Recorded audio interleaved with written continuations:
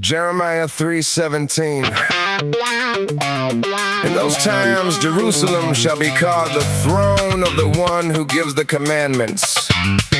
And all nations shall gather there for the name of the one who gives the commandments in Jerusalem. And they shall no longer follow the stubbornness of their evil hearts.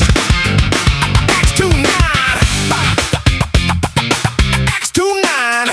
Parthians and Medes and the Elamites, and those of us dwelling in Mesopotamia, Judea and Cappadocia, Pontus and Asia, Phrygia and Pamphylia, Egypt and the parts of Libya near Cyrene, and Roman visitors, both Jews and proselytes, Cretans and Arabs. We hear them speaking in our own tongues the great things of God.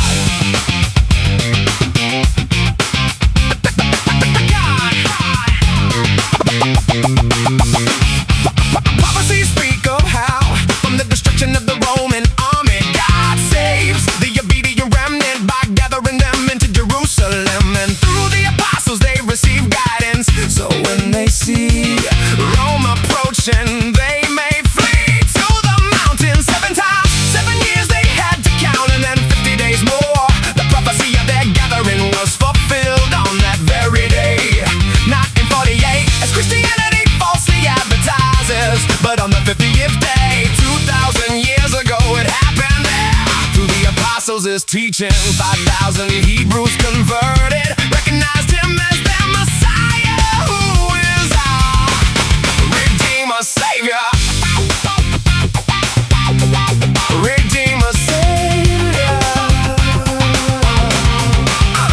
The name of that day is not Pentecost, either what Jesuit false teachers programmed into you at the head of churches, sects, and congregations. A massive Bible forgery took place to leave the Ezekiel 48 alone, and for everyone to accept that the people returned home again, as the prophecies allegedly foretold, but in truth it is not true.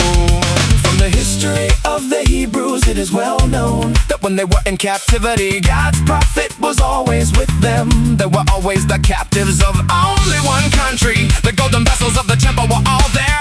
Even the Ark of the Covenant was there, and Solomon's temple stood. It only had to be cleansed. Cleansed.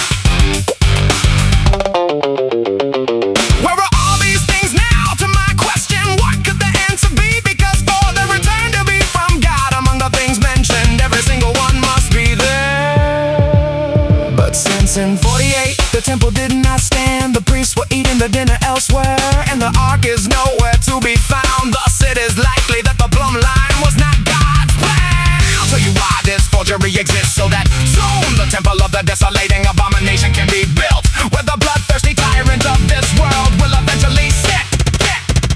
7 times, 7 years they had to count, and then 50 days more.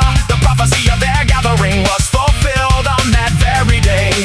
Not in 48, as Christianity falsely advertises, but on the 50th day, 2,000 years ago it happened there.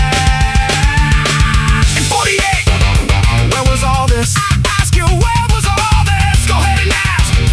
Where was all this? The 50th day, everything was there.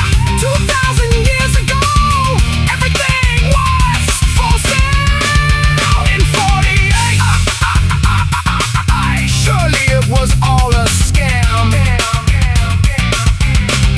It was all a scam. It was all a scam.